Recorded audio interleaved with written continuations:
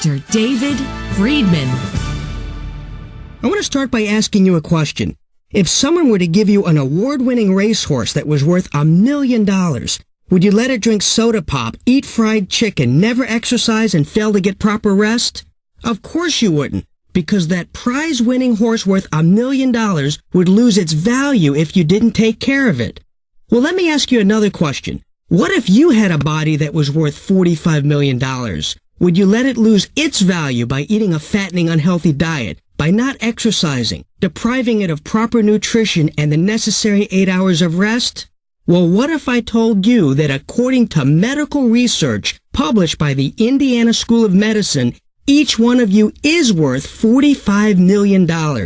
No, I'm not saying you just won the lottery. I mean literally, your body is worth $45 million. Your bone marrow would bring in the most money at $23 million based on 1,000 grams at $23,000 per gram. Your DNA, which is found in every cell, is worth $9.7 million. Your antibodies would bring See, each and every one of you has a $45 million body. If you had a Rolls Royce worth $500,000, I bet you would use the best oil on the market and the highest quality fuel treatment on the planet. You'd make sure it was always tuned up properly and all the factory recommendations were followed to a T. Folks, your $45 million body has similar requirements for it to function at its optimal level, yet you take less care of it than you would a Rolls-Royce or $1 million racehorse. If that's the case, why compared to other developed countries is America the sickest nation? We rank highest in obesity than anywhere on the planet Earth. In fact, 70% of Americans are considered to be overweight. Why are 7 out of 10 people overweight? It's definitely not genetics. The obesity rate in America 20 years ago was 50%. 40 years ago, America had a 20% obesity rate. Look at pictures from the late 1800s and early 1900s. Very few people in those pictures were overweight. The obesity rate has nothing to do with genetics. It is due to two things: a lack of knowledge and a current lifestyle that needs changing. For example, most obese people out there skip breakfast. They eat a large lunch instead with the belief that skipping this meal will help them lose weight. In reality, skipping a meal makes you gain weight. That's right, I'm going to say that again. Skipping breakfast will make you fatter. When you starve yourself in the mornings, your body goes... What else do Americans do to combat obesity? Well, one thing they do is they drink diet sodas. An 8-year study conducted by the University of Texas proved that diet soft drinks actually cause obesity. In fact, there's a 41% increase in risk of being overweight for every can or bottle of diet soft drink you consume. A lot of these diet drinks contain phenylalanine, which has been shown to block the hormone serotonin. Serotonin has a role in controlling cravings. Without it, you crave more carbs. Ready for this? You're better off drinking 3 regular sodas than you are 1 diet soda if you're concerned about weight. Do you see something wrong with this? I mean, Americans, they're drinking something to lose weight that is actually contributing to making them fatter. America's not a healthy nation. We have the shortest lifespan and the highest infant mortality rate than any developed nation. C. Everett Koop, the former Surgeon General, stated, quote, "Diet-related diseases account for 68% of all deaths." Here's what that means. 68 deaths out of 100 are because we don't eat right and fail to supplement our diets properly. Think about that for a minute. If you walk outside your front door and look at 10 homes in your neighborhood, 7 out of those 10 households will have occupants that will eventually die from a disease linked to poor diet or lack of proper nutrition. Now, what can you do to ensure you're living in the other 3 households? Well, in February of 2008, the Department of Health Center for Disease Control and Prevention stated, quote, "Research shows that good nutrition can help lower people's risk of many chronic diseases, including heart disease, stroke, some cancers, diabetes, and osteoporosis." But what about eating a balanced diet to be healthy? I mean, that's what we've been taught since kindergarten, right? Well, let's explore this so-called balanced diet, and let's see exactly what you're getting. Tonight, millions of Americans will sit down for dinner and eat a T-bone steak, which we've all been told will give us the protein our bodies need. Also on the plate will be some sort of vegetable like a baked potato, green beans, or corn. We've all been taught that these will give us our needed vitamin A, potassium, iron, and B vitamins. On the side of the plate, of course, is the vitamin-enriched bread. And to wash all this down with is a nice big glass of milk, which of course everybody knows is just loaded with calcium, something we all need for healthy bones. And finally, there'll be that hot apple pie, which will give us our daily requirement of fruit. Now, the meal I just described to you is a typical American balanced dinner, which includes something from the 4 basic food groups, a perfectly balanced diet, right? Wrong. If you think you're getting the vitamins and minerals your body so desperately needs by eating the 4 basic food groups, you might wind up in a casket 40 to 60 years sooner than you should.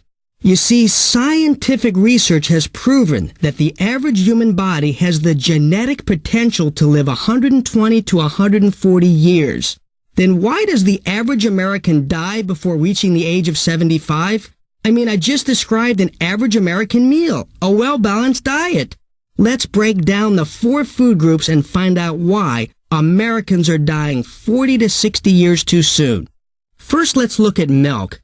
We are told our bodies need milk for calcium. This calcium, we've been told, will give us strong teeth, keep our heart healthy, and protect us from getting osteoporosis, a disease that's caused from a decreased bone density. Osteoporosis affects 1 out of every 4 females. In fact, more female deaths are caused by osteoporosis than breast and cervical cancer combined. I had a patient last week with osteoporosis walk into my office with back pain after just walking off of a step. Their x-ray showed a severe compression fracture of her lumbar spine. In advanced cases of osteoporosis, just the pressure from a sneeze can cause a bone in the spine to break.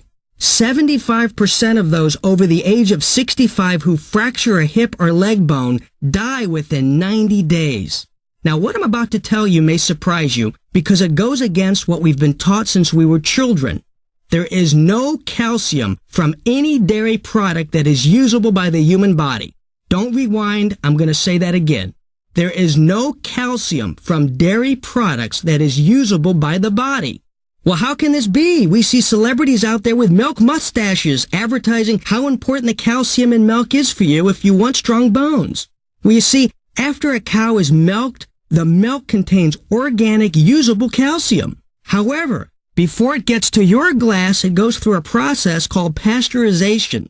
In this process, milk is heated to 160 degrees. Folks, active calcium is destroyed at 120 degrees.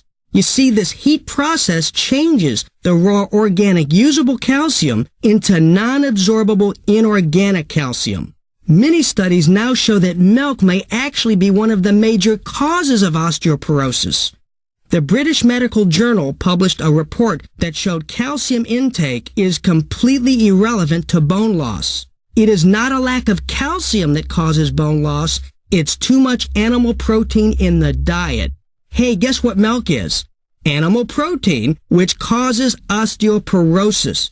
To me, that's like brushing your teeth with a fluoride toothpaste that also has cavity-causing sweeteners added to it. A 12-year study published by the American Journal of Public Health found that women who drank more than 1 glass of milk per day had a 45% greater chance of hip fractures compared to those who drank less milk. A global study shows that populations around the world that drink less milk, like Hong Kong, Singapore, and Africa, have the lowest incidence of osteoporosis.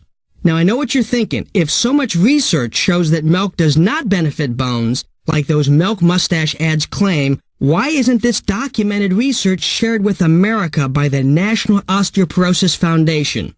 Well, let me share a little-known secret, and perhaps you can answer that for yourself. A big financial supporter of the National Osteoporosis Foundation is a company called Basel Worldwide, which happens to be the marketing firm that created the huge milk mustache campaign for the dairy industry. Do you really think the Osteoporosis Foundation would risk losing a big chunk of their money by making this information public and going against the message stated by one of their largest financial supporters? If you want to have strong bones, hear me now. Stop drinking milk. It does a body bad. It's not needed as part of your diet. In fact, women in Africa average only 350 milligrams of calcium per day, 70% less than the recommended daily calcium allowance. Yet osteoporosis is almost non-existent in their country. Now, how can this be? The reason is because they have a diet that is extremely low in animal protein. On the other hand, Eskimos have the highest calcium intake in the world, surpassing the recommended daily allowance. But due to their high animal protein diet, they have one of the highest rates of osteoporosis. One last point to mention, what did God create cow's milk for? For baby cows to drink, not humans. We are the only species on the earth that drink the milk of another animal. I mean, look around. Have you ever seen a lion nurse from a giraffe? A human baby weighs less than 10 pounds when it's born. A calf weighs 20 times that.